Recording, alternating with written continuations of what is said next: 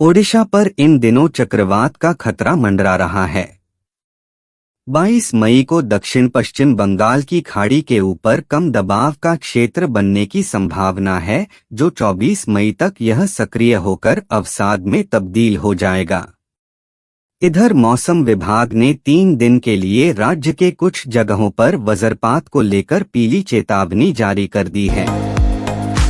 बहानगा train हादसे के मामले में ओडिशा हाई कोर्ट ने सीबीआई को नोटिस भेजा है। इस मामले में जिन 3 रेल कर्मचारियों को सीबीआई ने गिरफ्तार किया है, उनकी जमानत याचिका निजी अदालत ने खारिज कर दी है। तीनों ने इस आदेश को चुनौती देते हुए हाई कोर्ट से मदद की गुहार लगाई। मामले में इनके खिलाफ क्या सबूत है, कोर्ट ने सीबीआई को अवगत करने को कहा है। हाई कोर्ट ऑफ ओडिशा की ओर से जूनियर स्टेनोग्राफर के रिक्त पदों पर भर्ती निकाली गई है। इस भर्ती के लिए आवेदन प्रक्रिया 20 मई से शुरू हो गई है, जो 18 जून तक जारी रहेगी। इच्छुक उम्मीदवार तय तिथियों में ऑनलाइन माध्यम से वेबसाइट पर जाकर फॉर्म भर सकते हैं। इसके साथ ही आप इस पेज पर दिए डायरेक्ट लिंक से भी आवेदन प्रक्रिया पूर्ण कर सकते हैं। केंद्रीय गृह मंत्री अमित शाह आज संबलपुर में एक चुनावी जनसभा को संबोधित करने पहुंचे हुए हैं। इस दौरान उन्होंने सत्तारूढ़ बीजेपी सरकार पर जमकर निशाना साधा और जनता से भाजपा को विजयी बनाने की अपील की। अमित शाह ने कहा कि ओडिशा में बाबूशाही चल रही है, जिसे भाजपा खत्म कर देगी और यहां का भूमिपुत्र ही राज्य का मुख्यमंत्री बनेगा। भाजपा के पुरी लोकसभा सीट से उम्मीदवार संबित पात्रा अपने एक बयान के चलते मुश्किलों में फंस गए हैं। ओडिशा में उनके खिलाफ विरोध प्रदर्शन हो रहा है। अपने इस बयान में उन्होंने महाप्रभु श्री जगन्नाथ जी को मोदी का भक्त बताया। इस वीडियो वायरल होते ही वह निशाने पर आ गए। सीएम नवीन पटनायक ने भी उनकी निंदा की है। ओडिशा के संबलपुर में 25 मई को मतदान है। इस सीट पर 2 दिग्गज केंद्रीय मंत्री धर्मेंद्र प्रधान व भाजपा उम्मीदवार और बीजू जनता दल के संगठन मंत्री व पार्टी के प्रत्याशी प्रणब दास आमने सामने हैं। यहां बिजली पानी के साथ ही साड़ी भी चुनावी मुद्दा है, क्योंकि ओडिशा की पहचान बनी संबलपुरी साड़ी के अस्तित्व पर अब संकट छाया हुआ है। पुरी सीट से भाजपा उम्मीदवार संबित पात्रा का एक बयान इंटरनेट मीडिया पर वायरल हो रहा है। पात्रा के इस बयान के राज्यवासियों एवं जगन्नाथ भक्तों के साथ ही खुद मुख्यमंत्री नवीन पटनायक ने कड़े शब्दों में निंदा की है। नवीन पटनायक के बयान पर और वायरल हो रहे वीडियो पर अब भाजपा नेता संबित पात्रा ने एक्स पर प्रतिक्रिया दी है। प्रधानमंत्री नरेंद्र मोदी ने आज पहले पुरी में रोड शो किया, इसके बाद अनुगुल में एक जनसभा को संबोधित किया और फिर वह कटक पहुंचे। यहां जनता से रूबरू होते हुए उन्होंने सत्तारूढ़ बीजेपी पर जमकर निशाना साधा। उन्होंने कहा कि ओडिशा को अब बीजेपी की सरकार को पीछे छोड़कर डबल इंजन वाली भाजपा सरकार चुननी है। ओडिशा लोकसभा इलेक्शन 2024 ओडिशा में आज 5 लोकसभा सीट एवं 35 विधानसभा सीट पर मतदान हो रहा है। मतदान को लेकर लोगों में उत्साह देखने को मिल रहा है। सुबह सुबह ही बूथों के सामने मतदाताओं की लंबी कतारें देखने को मिल रही है। शाम 5 बजे तक मतदान होगा। शाम के 3 बजे तक 48.95% मतदान हुआ है।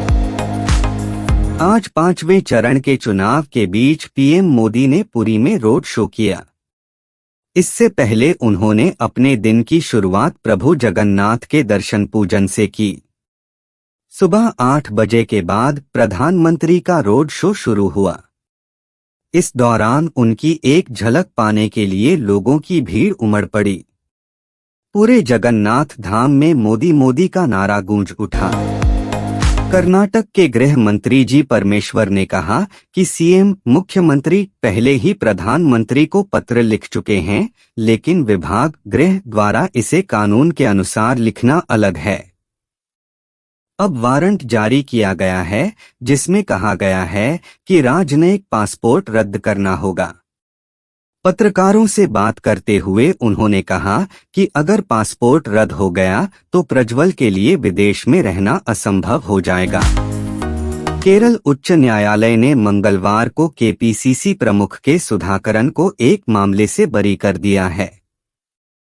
बता दें कि सुधाकरन पर 1995 में वर्तमान एलडीएफ संयोजक ईपी जयराजन सहित कुछ वरिष्ठ सीपीआई एम नेताओं की हत्या की साजिश रचने का आरोप लगाया गया था। आपराधिक साजिश और हत्या के प्रयास का मामला शुरू में आंध्र प्रदेश में दर्ज किया गया था।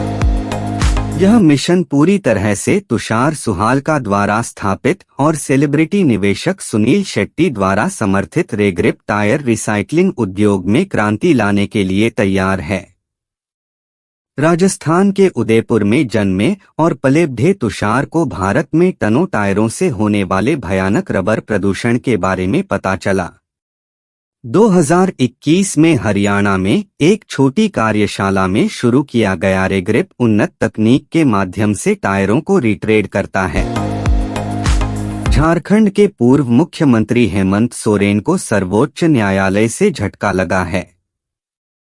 जमीन घोटाले में आरोपी हेमंत सोरेन की अंतरिम जमानत याचिका पर आज सुनवाई पूरी नहीं हो पाई।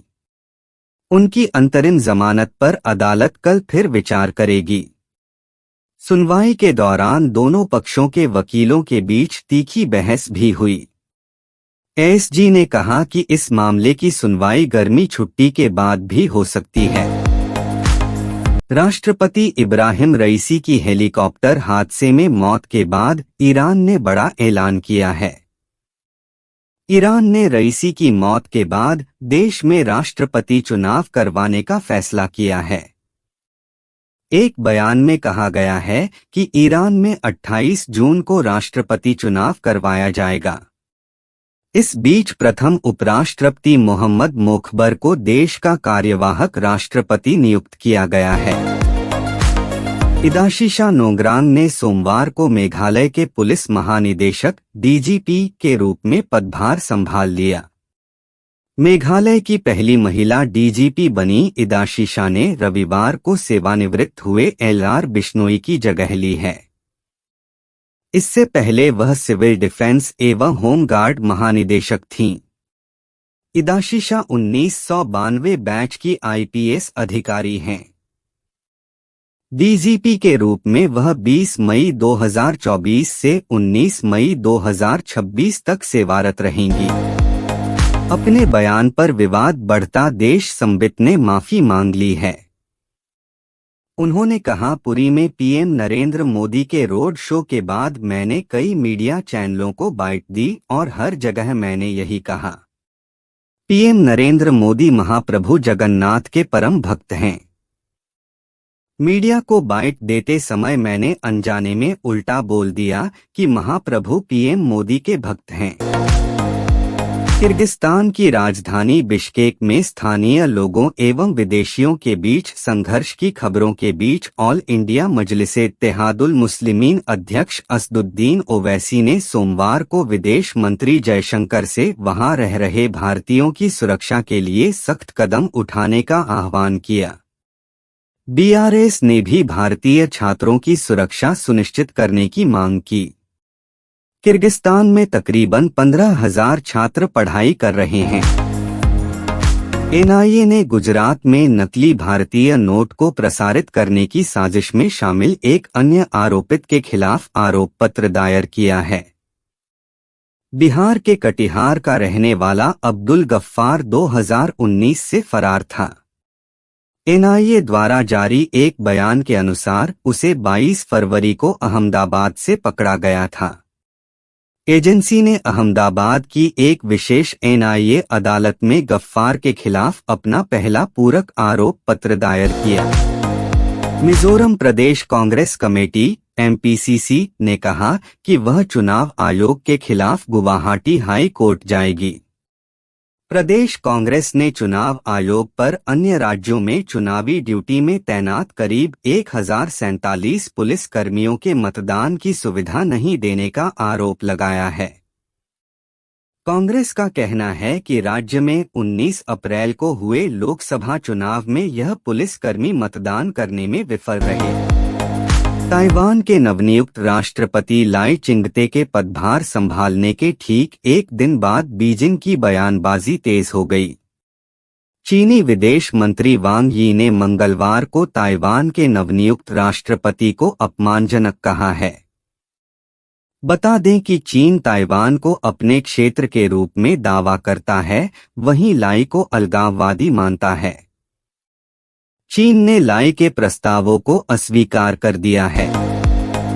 पावर कपल कटरीना कैफ और विक्की कौशल एक बार फिर चर्चा में बने हुए हैं।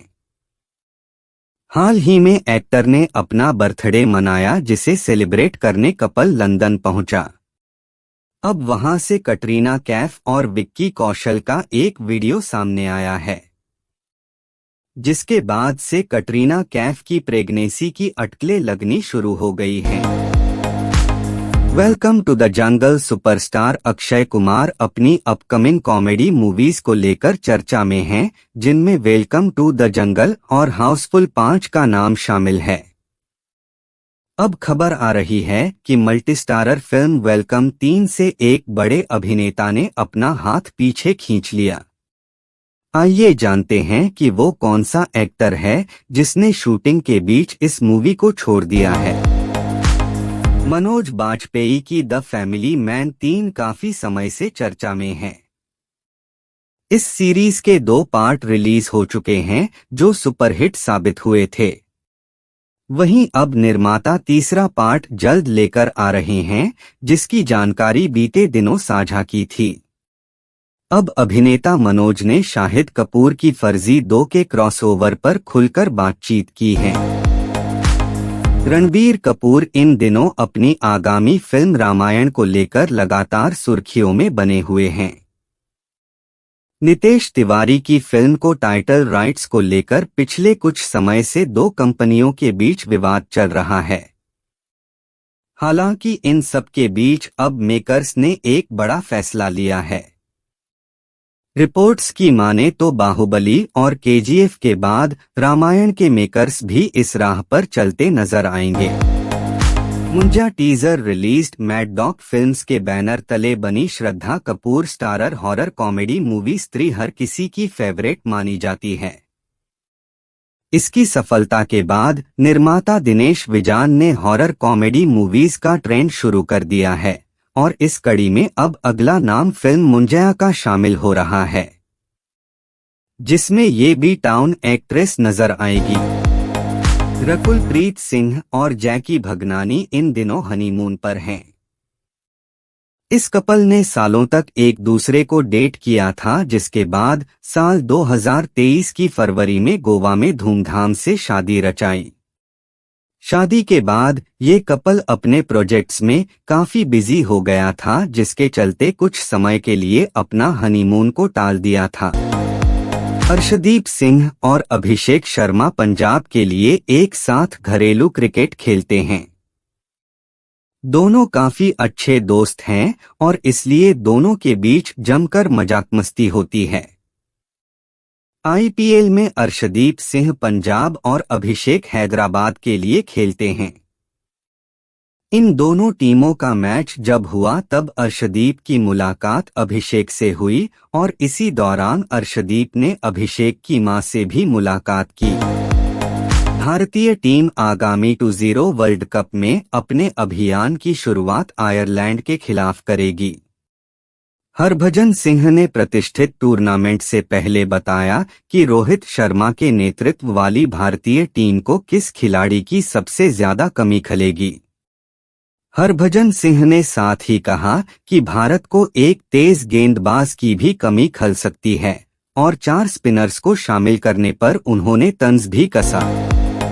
देश की प्रमुख कार निर्माता टाटा मोटर्स की ओर से कई बेहतरीन कारों और एसयूवी को भारतीय बाजार में पेश किया जाता है। कंपनी की ओर से जल्द ही कूपे एसयूवी के तौर पर टाटा कर्वी को लॉन्च किया जा सकता है। मीडिया रिपोर्ट्स के मुताबिक इसमें किस तरह का इंटीरियर और फीचर्स को दिया जा सकता है, आइए जानते हैं।